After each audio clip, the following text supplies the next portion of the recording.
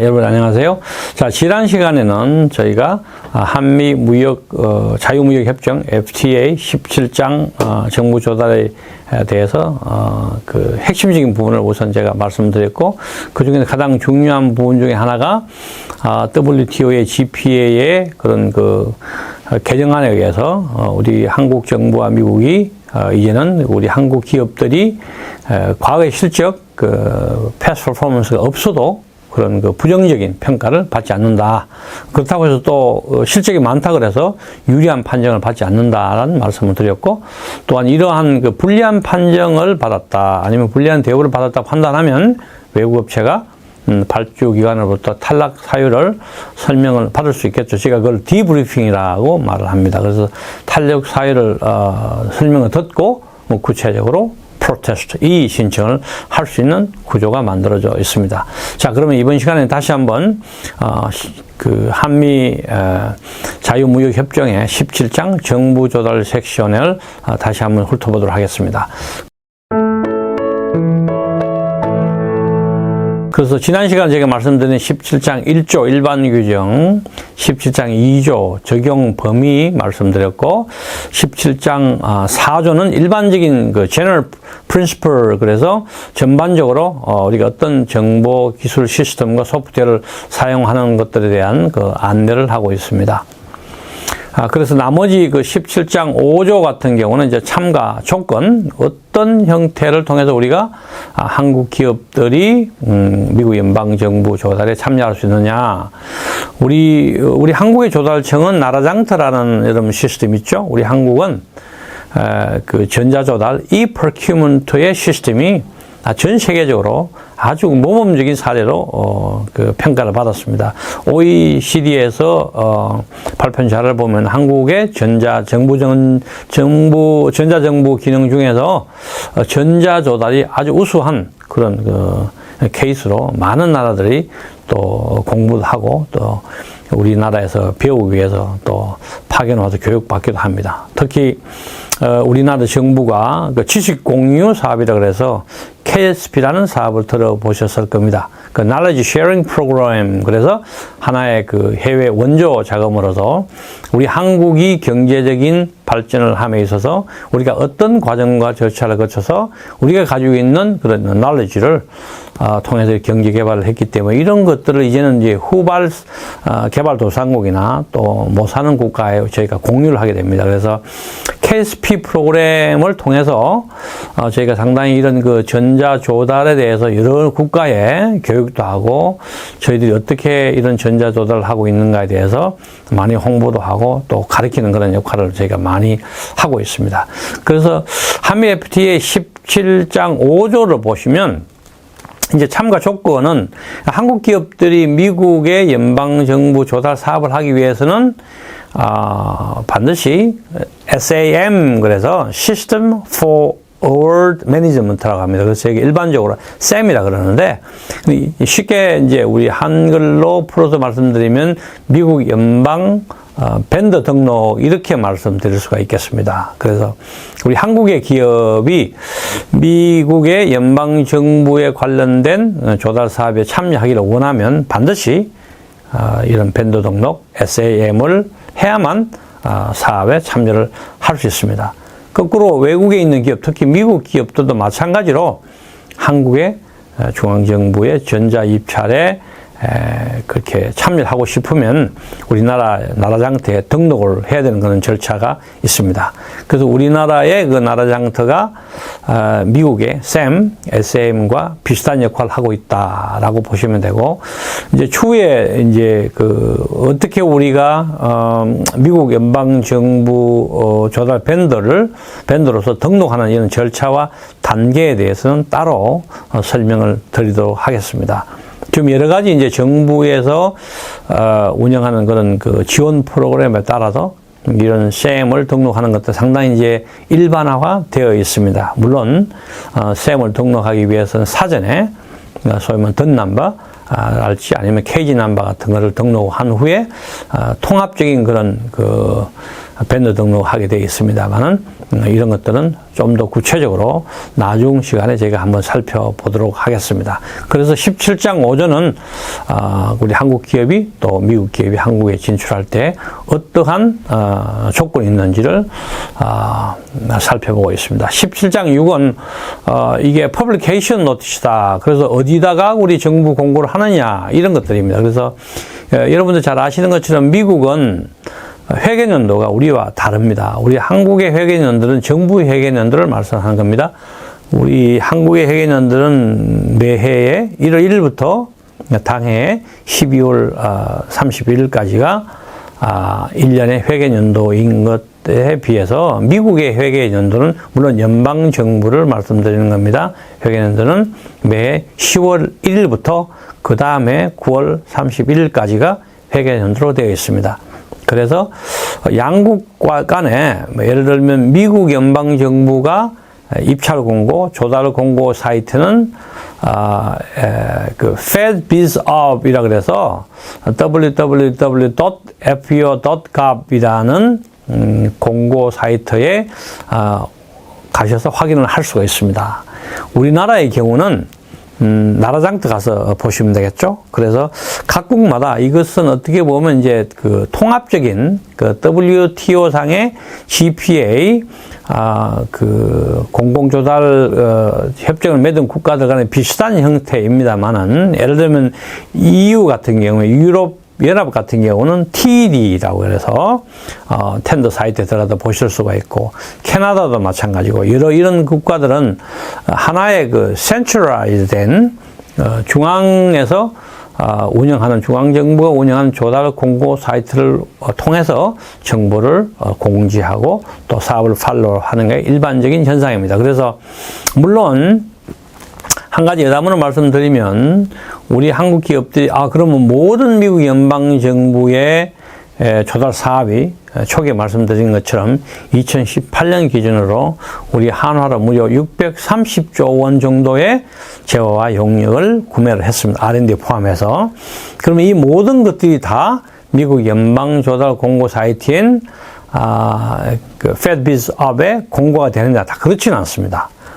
그래서 그 비공개로 진행하는 것들도 있고 또 그렇지 않은 것들도 있습니다. 하지만 포괄적으로 보시면 우리 기업들이 가장 찾기 쉬운 그런 일반적으로 알려진 조달 공고 사이트는 FedBizOp이라는 것을 참고를 하시면 될 것 같습니다. 그래서 이런 매체는 상당히 중요한 역할을 하겠죠. 우리 기업들이 이러한 그 사업 공고를 통해서 사전에 그런 기회를 분석하고 사업계에 대한 정확한 정보를 확보를 할 수 있을 것입니다. 다만 제가 추가적으로 말씀드리고자 하는 것은 이러한 그 조달 공고를 하고 또 사실은 우리 기업들에게 사업 안내를 하는 절차와 방법이 우리 한국과 미국이 좀 다르다고 생각을 하시면 됩니다. 예를 들면 미국 같은 경우에는 일반적으로 조기 공고를 모두 하게 되어 있습니다. 그래서 조기 공고를 제가 pre-solicitation 한다. 그래서 solicitation 하는 말은 무엇인가 구한다는 말이죠. 그래서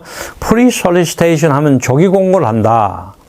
예를 들면 어떤 연방 정부가 그 프린터를 구매를 하게 되어 있습니다. 그러면 프린터를 그 6개월 후에 우리가 1000대를 사겠다 그러면 그 1000대를 구매하는 그런 공고를 내기 전에 일반적으로 한 6개월 이전에 사전 입찰 공고를 하게 됩니다. 그래서 우리 한국 기업, 특히 이제 우리 한국 기업 입장에서는 이런 사전 입찰 공고를 보는 것이 상당히 중요합니다.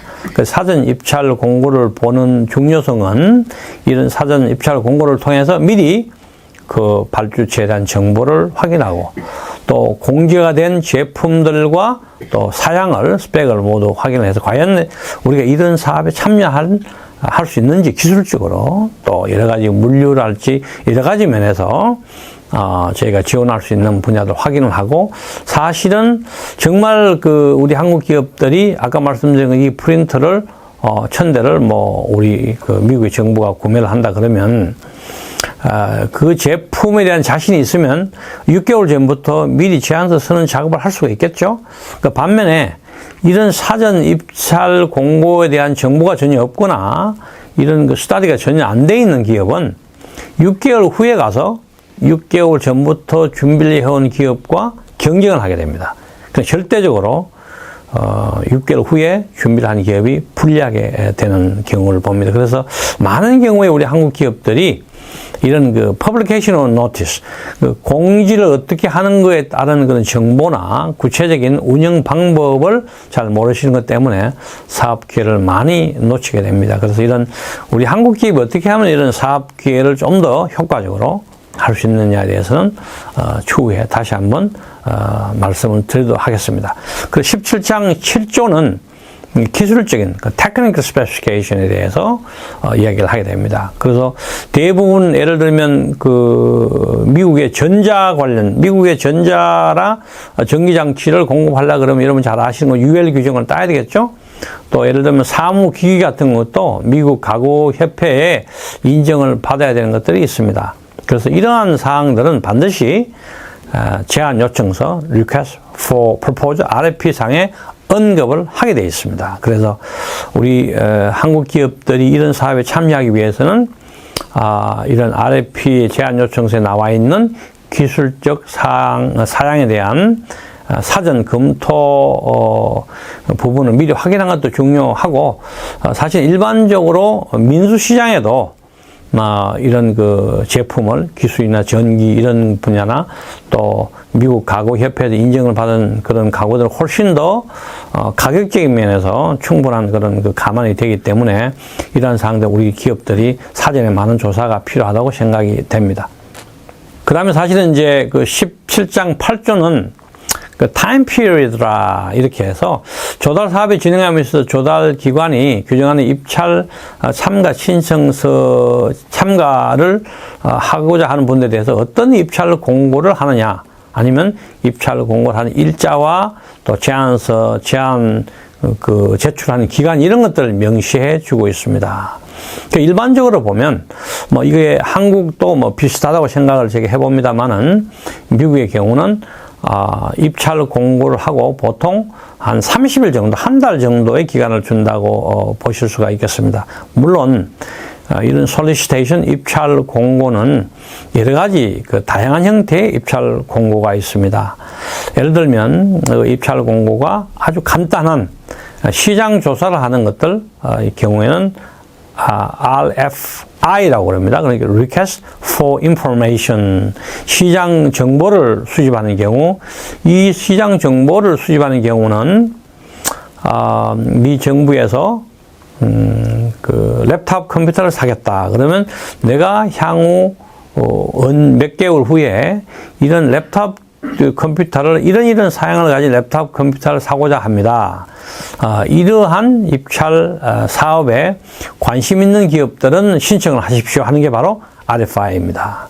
다만 이런 RFI는 그 가격이 포함되지 않습니다. 왜냐하면 시장 조사를 하는 단계이기 때문에.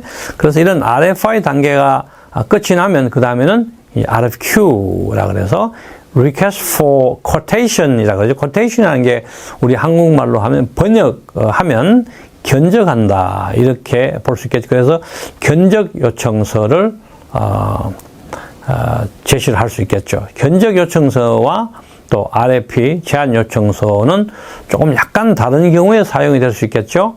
RFQ 특히 견적 요청서는 제품의 사양이 미리 상당히 알려져서 소위 말해서 민수시장이나 가용한 그런 서플라이에서 상당히 많이 알려진 간단하고 단순한 그런 제품을 구매할 경우에 견적 요청서를 신청을 하게 됩니다. 그래서 견적 요청서는 일반적으로 컴퓨터, 프린터, 예를 들면 가구 이런 간단한 것들이고 제안 요청서는 좀 더 복잡하고 컴퓨터지만 그 컴퓨터를 설치하고 운영하고 또 유지 보수까지 하는 어떻게 되면 용역까지 포함된 좀 더 장기적인 계약이 필요할 때 RFP를 활용을 하게 됩니다. 그래서 RFI냐 RFQ냐 RFP냐는 이런 세 가지의 주요 큰 그 이슈에 따라서 구체적인 그 공지의 날짜들이 조금 달라지게 됩니다. 물론 좀 간단한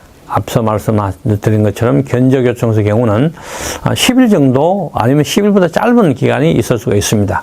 그렇지만 일반적으로 봤을 때 제한요청서는 한 달 정도가 된다. 이렇게 생각하시고 준비를 하시면 가장 기본적이고 좋은 방법이 되겠습니다.